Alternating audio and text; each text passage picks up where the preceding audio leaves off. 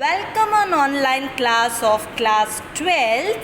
Just we read the books of Rainbow. You have two books, girls, Rainbow and other book name is Panorama.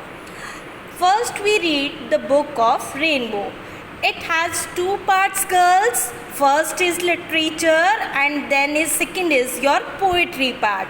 First we read the poetry part and the first poem name is The Noble Nature. Noble यानी उदात्त और nature यानी प्रकृति. यहाँ पर आपको जो कवि कहना चाह रहा है वो कह रहा है कि ह्यूमन बींग्स और नेचर यानी प्रकृति के बीच में आपको एक संबंध बता रहा है, relationship between the nature and human beings. The author name is Ben Jonson. Students, you have just repeated the author name is Ben Jonson.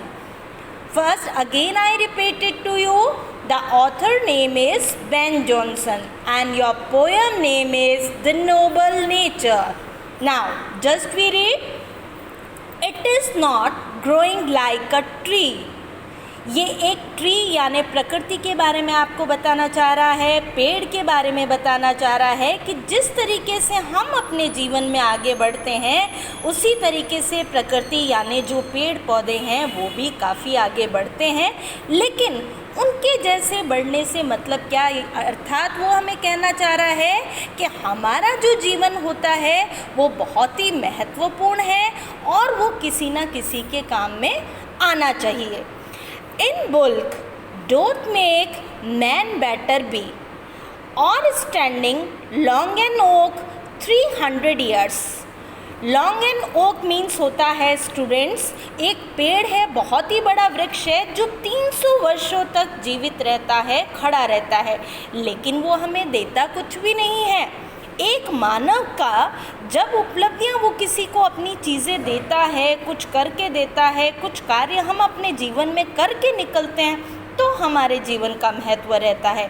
अगर हम किसी को कुछ भी नहीं दे सकते तो वो भले ही कितना ही लंबा जीवन क्यों ना हो उसका कोई भी महत्व नहीं रहता. जिस प्रकार से इस पेड़ के बारे में भी बताया गया आपको कि ये जो ओक का वृक्ष है ये 300 वर्षों तक जीवित रहता है, लेकिन हमें देता कुछ भी नहीं है, ना तो फूल देता है, ना फल देता है, ना ही इससे हमें छाया मिलती है, यानी इसका जो जीवन काल है वो व्यर्थ है, उसका कोई भी मतलब नहीं है.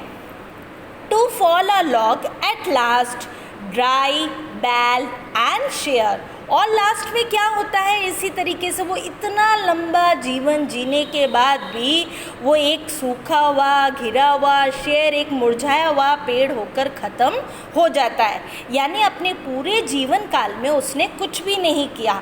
यहाँ पर हमें ऑथर काव्य जो है वो ये कहना चाहता है कि हमारा जीवन ऐसा होना चाहिए जिसमें हम दूसरों को कुछ ना कुछ थोड़े ही क्षण में दे के निकले. भले ही हमारा जीवन छोटा हो लेकिन हम दूसरों के लिए बहुत कुछ कर निकले.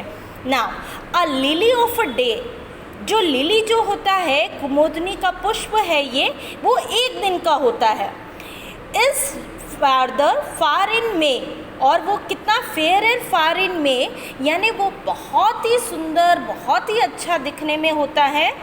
Although is fall and die that night, वो एक ही दिन का होता है, वो एक ही दिन के बाद वो पुष्प मुरझा जाता है, अपने आप में ख़त्म हो जाता है, लेकिन वो देखने में इतना सुंदर होता है, उसकी सुंदरता, उसकी खुशबू इतनी अच्छी होती है कि वो लोगों को मनोहर करती है. It was the plant and flower of light, वो एक ऐसा पौधा है जो फ्लावर्स ऑफ लाइट यानी दूसरों को, ऐसा फूल है जो दूसरों को प्रकाशमय कर जाता है. In a small proportions we just beauty see. इस छोटे से अनुपात, प्रपोर्शन यानी अनुपात, इस छोटे से अनुपात में हम यही देखते हैं कि जो ओक का जो वृक्ष है वो इतना लंबा जीवन जीने के बाद भी हमें कुछ भी नहीं देकर जाता है, और जो लिली का जो पुष्प है वो एक ही दिन के जीवन काल में हमें बहुत सी चीज़ें देकर चला जाता है, जैसे अपनी सुंदरता, अपनी खुशबू और उससे मिलने वाली बहुत सी चीज़ें, many other things that we find it. And in short measures life में परफेक्ट भी, और इसी जीवन काल को हम परफेक्ट यानी पूर्ण कहते हैं। यानी जब भी हम अपने जीवन में दूसरों को कुछ दे सके तभी हमारे जीवन का महत्व होता है। Now girls, we read this poem. You should learn and read this poem again and again.